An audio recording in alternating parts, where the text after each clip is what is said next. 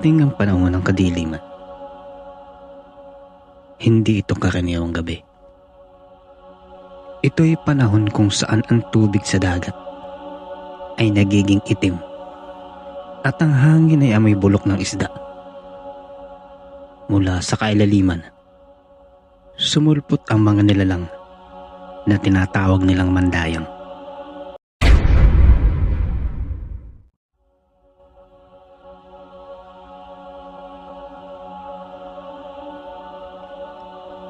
Ang mga mandayang ay kalahating tao, kalahating pugita, na nang aakit ng mga mangingisda papunta sa kanilang kamatayan. Si Lakan, ang pinakamahusay na manlalayag sa nayon. Nawawala na siya ng pag-asa. Sa kadahilan ng 7 beses na siyang nakaligtas sa mga mandayang, ngunit 7 beses na rin nawala ang kanyang mga kasamahan. Isang huling paglalayag. Wika niya sa sarili. At kung hindi ako magtatagumpay, hindi na ako babalik sa dagat. Nang gabing iyon, habang naglalayag siya mag-isa, isang hindi pangkaraniwang bagay ang nangyari. Bumagsak mula sa langit ang isang bituin, at ito ay nahulog sa dagat. Nagliliyab ito ng asul at puti habang lumulubog sa tubig. Sa pagkakuryosidad ni Lakan, sumisid siya sa tubig na walang pag-aalinlangan.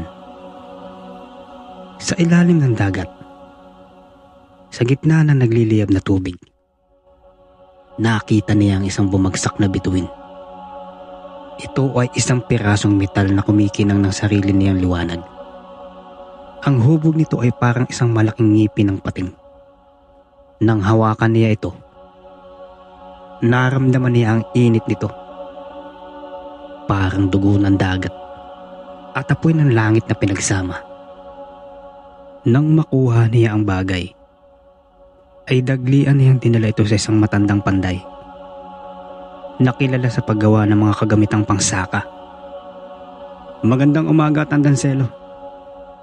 Meron akong dalang isang bagay na nakuha ko nung isang gabi. Bumulusok ito mula sa langit at nang sisirin ko isang metal.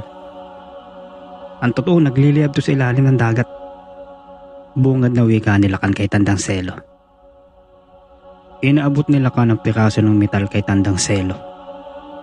At nang hawakan na matanda ang metal, ay nakaramdam ito ng kakaibang enerhiya na dumadaloy sa bagay. Isang kamanghamanghang bagay. Isang pirasong metal na pinaghalo ang hiwaga at kapangyarihan. Wika ni Tandang Selo. Tandang Selo, maaari mo ba akong ipanday ng isang sandata na pupuksa sa mga mandayang?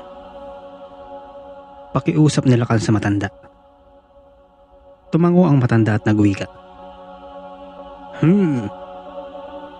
Maaari kong gawin yan. Pero may babayaran kang isang napaka-importante. Ang bakal na ito ay galing sa langit at dagat na kailangan nito ng dugo mula sa iyo. Sinimula ni Tandang Selo na pandayan ng metal. At habang hinuhubog ito sa mainit na baga, ibinigay ni Lakan ang kanyang dugo. Dugo ng isang manlalayag na pinaghalong asin at lupa. Sa loob ng 7 araw, pinanday ng matanda ang metal. Ginawa niya itong kakaibang sandata. Isang kampilan na may talim na baliktaran. Ang hugis nito ay parang isang ngipin ng pating. Nang unang hawakan ni Lakan ng sandata, narinig niya ang mga tinig.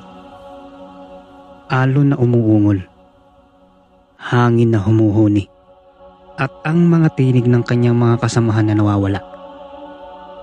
Ang kampilang ito ay hindi lang sandata,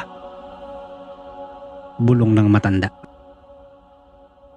Ito ay isang pangako. Habang ginagamit mo ito, Paaalalahanan ka nito na ang lahat ng iyong ipinangako at lahat ng iyong ipinagkanulo ay may kaakibat na malaking responsibilidad. Muling naglayag si Lakan at dumating ang mga mandayang. Nang gabing iyon, 7 nila lang ang lumabas. Bawat isa sa kanila ay mas malaki at mas nakakatakot kaysa sa nauna.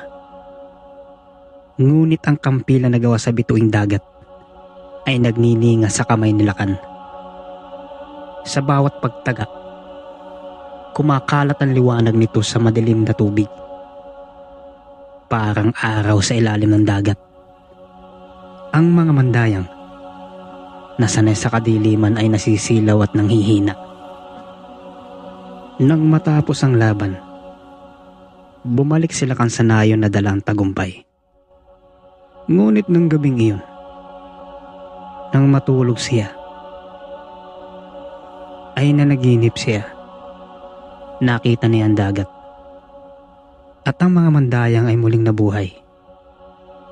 At mas marami pa sila. Hindi ka nagwagi. Nag-uumpisa pa lang ang laban. Tandaan mo yan, Lakan. Bulong ng kampilan. Binago mo ang tadhana ng digmaan. At ngayon, habang buhay mo itong responsibilidad. Naintindihan nila Lakan ang katotohanan na hindi lamang niya iniligtas ang nayon. Siya na ang naging tagapagbantay nito. Ang kanyang tagumpay ay naging kanyang parusa.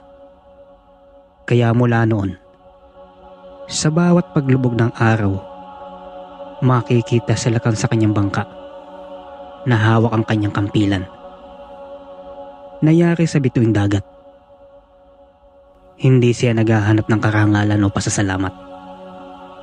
Ang kanyang tungkulin, bantayan ng baybayin, labanan ng mga mandayang na muling magbabalik.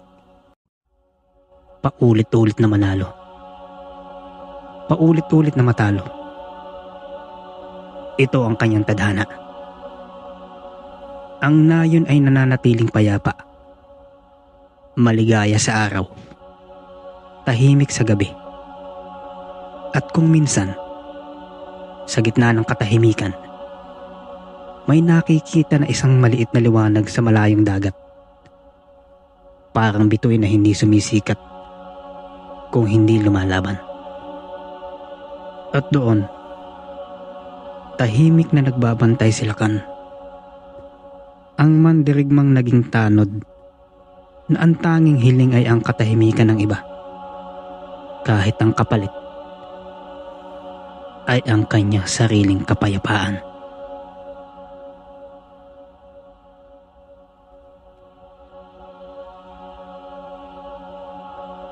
Okay mga kababayan, isa na namang magandang kwento. Si Lakan at ang kampilang dagat, bituin. Isang napakagandang kwento po. Ang mapupulot nating aral dito, alam nyo, katulad ni Lakan, meron siyang mga gusto. At ang gusto ni Lakan ay yung mapaghiganti niya yung kanyang mga kasamahan na nawala. At yun nga, nagtagumpay si Lakan dahil dun sa nakuha niyang bituing dagat. So nagkaroon siya ng kapangyarihan, kumbaga, na magapi yung mga kalaban niya. Pero, sa kabilang banda, sa kabila ng kanyang tagumpay, andun yung isang malaking responsibilidad na kailangan niyang harapin. So katulad sa buhay natin, sa mga desisyon natin sa buhay, minsan na naghahangad tayo ng mga bagay na akala natin minsan na, alam mo yung gustong gusto nyo. Pero at the end, marirealize nyo na sana hindi ko na lang nakuha itong bagay na to. Minsan yung pagiging successful, nagiging burden din sa buhay natin kung hindi natin kayang dalahin. So, ang paghahangad ng kapangyarihan, kahit ano pa man, ay isang malaking responsibilidad na dapat nating gampanan. Okay, mga kababayan, kung nagustuhan niyo po yung kwento, mag-comment lang po kayo at i-hit niyo po yung i-hit niyo po yung subscription button at paki-like na din po. At maraming salamat po sa inyong pakikinig. Hanggang sa muli. God bless.